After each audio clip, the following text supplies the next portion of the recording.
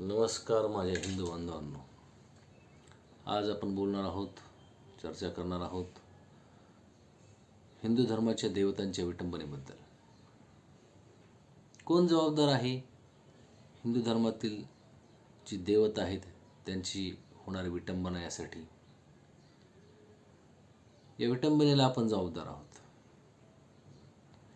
गणेशोत्सव येत आहे. आपण गणपती बसवतो घरात. मातीचा गणपती आणतो आणि 3 दिवस, 5 दिवस, 7 दिवस, 8 दिवस, 10 दिवस जे काही दिवस आहेत ते आपले इतके दिवस गणपती घरात बसवतो, विसर्जित करतो. विसर्जित करतो म्हणजे पाण्यात विसर्जित करतो. त्या विसर्जनानंतर काय होतं तुम्हाला कल्पना आहे का? तुम्ही अनेक वेळेस फोटो पाहिले असतील, नक्कीच पाहिलेत. अनेक गणेश मूर्ती पाण्यात तरंगताना दिसतात, काही फुटलेल्या असतात. आणि अशी ही विटंबना आपणच करतो. दुसरे कुणी करत नाहीत, दुसऱ्या धर्माचे करत नाहीत. दुसऱ्या धर्माची माणसं आपल्याला गणपतीची मूर्ती आणून देत नाहीत, ते आपल्या घरात बसवत नाहीत आणि ती विसर्जितही करत नाहीत. आपणच आणतो आणि आपणच विसर्जित करून आपणच विटंबना करतो. ही विटंबना थांबली पाहिजे. काय करता येईल यासाठी? धातूची मूर्ती वापरा. देव्हाऱ्यातली धातूची मूर्ती वापरा, पूजा करा, पुन्हा देव्हाऱ्यात ठेवा. व्यर्थ खर्च का करता? कारण नसताना खर्च का करता? तुमचा पैसा फुकटचा आलाय का? हरामीचा पैसा आहे का? हरामीचा पैसा असेल तर मग अनावश्यक खर्च करा आणि ज्यांचा असेल तेच खर्च करतील. माणसं प्रवाहपतीत होतात, प्रवाहाबरोबर वाहत जातात. समाज करतोय, मी हे केलंच पाहिजे, लोक काय म्हणतील, ह्या विचारातून बाहेर या. तुम्ही क्रांतिकारक बना, तुम्ही वेगळे बना. तुम्ही जो धडा घालून द्याल त्याच्यावर लोक चालतील. आणि देव कधीही म्हणत नसतो असं करा, तसं करा, हे पाहिजे, ते पाहिजे. तुम्हाला ते भगवद्गीतेतला श्लोक माहीत असेल, पत्रम पुष्पम फलम तोयम यो मे भक्त प्रयच्छति तदहम भक्त्युपरतम मश्रामी प्रयत्नात्मना.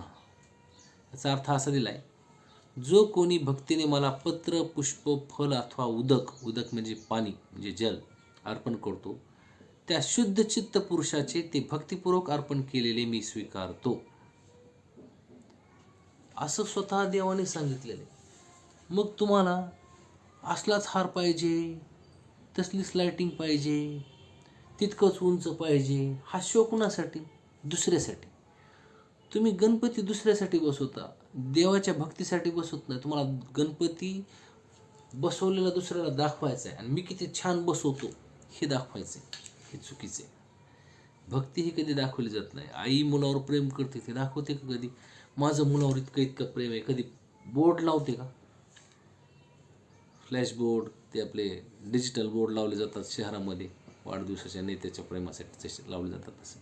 प्रेम ही दाखवायची गोष्ट नाही, प्रेम ही समर्पणाची गोष्ट आहे, भाग वेगळा.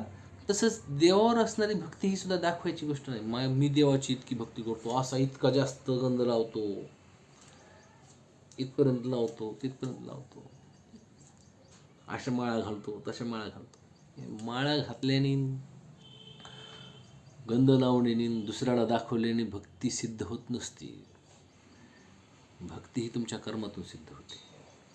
भगवंताला असं अपेक्षित आहे की भगवंताने ज्या पद्धतीने वर्तन केलं त्या पद्धतीने आपण वर्तन करतो का? आपण सत्य मार्गावर चालतो का?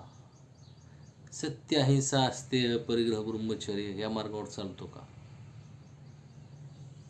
सत्य म्हणजे कधीच खोटं बोलायचं नाही असं नाही. भगवान श्रीकृष्णाने द्रोणाचार्याला कपटाने मारलं, कृपाचार्य तसाच राहिला, कर्ण कपटाने मारला, भीष्म कपटाने मारला. कर्ण, द्रोण, भीष्म ही माणसं कपटाने मारली. किंवा महाभारतात अनेक ठिकाणी कपट केलं. सत्याच्या विजयासाठी कपट ही केलंच पाहिजे. सत्याच्या विजयासाठी तुम्ही ज्यावेळेस खोटं बोलता त्यावेळेस ते खोटं बोलणं नसतं, ते खरं बोलणं असतं. चोर तुमच्याकडे डाका टाकायला आला आणि तुम्ही त्याला चोराला म्हणणार, चोराने विचारलं की चावी कुठे खजिन्याची, तर तुम्ही सांगणार का हे इथे ठेवली धर बुवा. कुठं दडून ठेवलेले पैसे सुद्धा देणार का त्याला?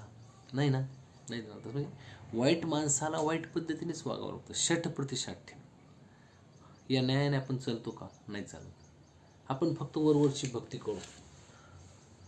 गणपतीला आणतो. आजचा मुद्दा आपला हा आहे की गणपती बसवत असताना आपण मातीची मूर्ती बसवायची नाही, धातूची मूर्ती बसवायची आणि होणारी विटंबना टाळायची. हा आपला आजचा मुद्दा आहे. दुसरीकडे बोलायची गरज नाही. तर नियम मोडत चला, नियम घडवत चला. तुमच्यापासून सुरुवात होणार आहे. सुरुवात तुम्ही करा. नवीन मार्ग तुम्ही निवडा. तुमच्या पाठीमागं लोक चालतील आणि ठामपणे चाला. माझी तुम्हाला सगळ्यांना विनंती की तुम्ही मातीची मूर्ती बसवून होणारी गणेशाची विटंबना टाळू शकता आणि हे टाळणं आपलं काम आहे. माझ्या हिंदू बांधवांनो, आपण दुसरे कोणी काही बोललं तर इतक्या उग्रपणे आपल्या भावना दुखावल्या पाहिजेत, त्याच्याशी सहमत आहे. परंतु आपणच आपल्या धर्माचं किती वाईट करतो.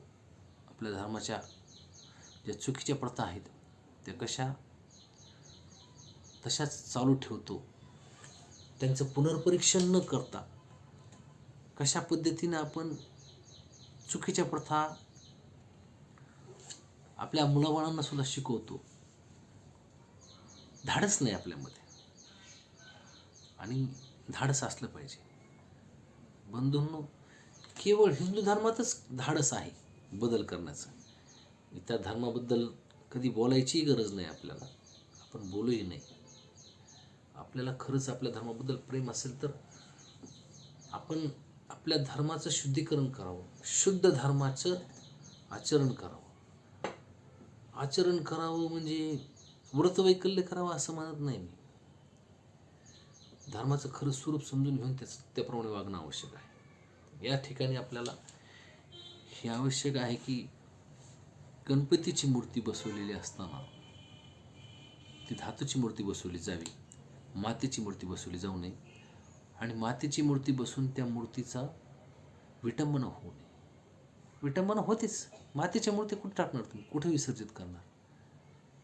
ते बाकीचे ते पर्यावरणवादी ज्यांना फक्त हिंदू धर्माबद्दलच बोलायला आवडतं, हिंदू धर्माबद्दलच टीका करायला आवडते, ते पर्यावरणवादी का काय ते तसली माणसं टपूनच बसलेले आहेत ना. मूर्त्यांमुळं प्रदूषण होतं. मी त्या मुद्द्याशी माझं काही घेणं देणं नाही. प्रदूषण होणाऱ्या अनेक गोष्टी त्याच्याबद्दल ते बोलू शकत नाहीत. फक्त हिंदू धर्माला नावं ठेवायचे म्हणून ते बोलतात. तो भाग सोडून द्या. आपण त्यांनाही सोडून देऊ. आपण आपल्यात सुधारणा करू.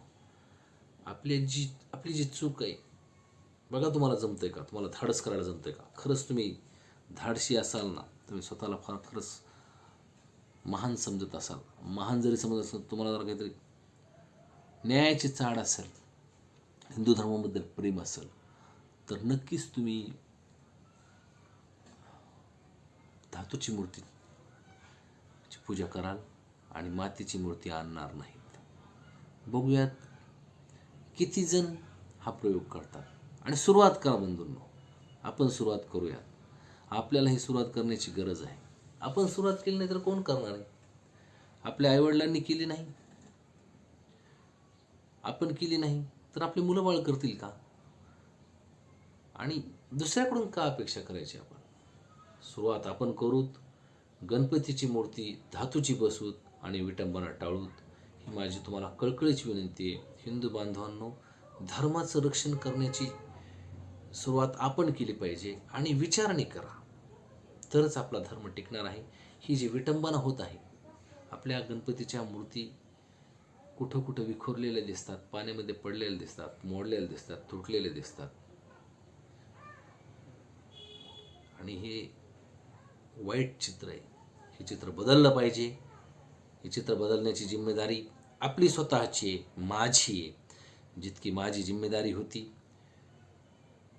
तितकी तुम्हाला सांगणं माझं काम होतं. मी ते करतोय आणि तुम्हीही करा आणि इतरांनाही सांगा की आपल्याला मातीची मूर्ती बसवायची नाही, गणपतीची मूर्तीची विटंबना करायची नाही, तर गणपतीच्या मूर्तीची विटंबना थांबवायची आहे. धातूची मूर्ती बसवा. अनाठाई होणारा माळा, लाइटिंग, पडदे, व्यर्थ खर्च टाळा. हिंदू धर्मातील जे खरंच कमजोर माणसं आहेत, ज्यांना खरी गरज आहे, त्या माणसांपर्यंत ती गरज पोहोचवा. फुकट पैसे कोणाला वाटू नका, फुकट व्यर्थ खर्च करू नका, शो करू नका. बेगडी शो हा गळून पडत असतो आणि याच्यातून धर्माचं पुनरुत्थान होत नसतं. धर्मजागृती किंवा धर्म टिकणं ह्याच्यासाठी विचारांची आवश्यकता आहे. बेगडी शो, लाइटिंग, माळा, देखावे, मंडप असल्या गोष्टींनी काही साध्य होणार नाही. तुमच्यात धर्माचे विचार किती खोलपर्यंत रुजलेले आहेत आणि त्याच्याप्रमाणे तुम्ही किती वागता, याच्यावरच तुमच्या धर्माचं यश आणि तुमचा धर्म किती टिकू शकतो हे दिसून येतं. त्यासाठी सुधारणा करा, हीच तुम्हाला नम्र विनंती. धन्यवाद. व्हिडिओ आवडला असेल तर लाईक करा, शेअर करा, सबस्क्राईब करा, कमेंट्स करा.